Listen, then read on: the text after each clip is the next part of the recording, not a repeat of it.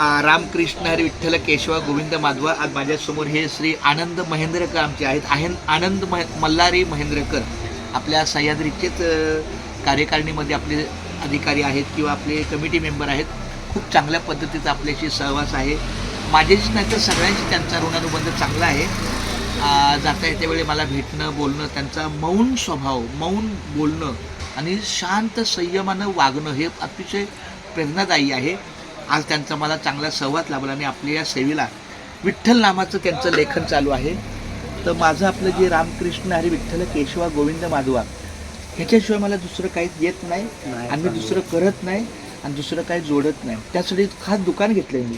आपल्या दुकानात नाव बघा काय हे बघा, काय हे बघा दादा, हे बघा, हे वाचा दुकानात नाव काय, नामाचा बस बस नामाचा बाजार आहे. इथं आता ही मुलगी आली, मला काय बोली बाळा, संपला विषय, झाला माझा धंदा.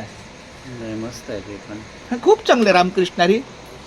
तर आपण विठ्ठल लिहितोय आणि एकदा मंत्र माझ्या मागून बोला. रामकृष्ण हरी रामकृष्ण हरी विठ्ठल केशवा विठ्ठल केशवा गोविंद माधवा. गोविंद माधवा. रामकृष्ण हरी रामकृष्ण हरी विठ्ठल केशवा विठ्ठल केशवा गोविंद माधवा.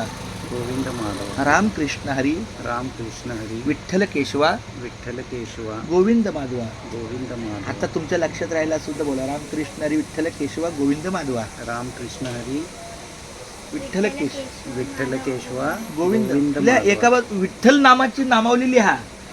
आपल्या हाताने विठ्ठल नामावली लिहायची, पण मुखाने बोलायचं रामकृष्ण हरी विठ्ठल केशवा गोविंद माधवा. रामकृष्ण हरी विठ्ठल केशवा गोविंद माधवा.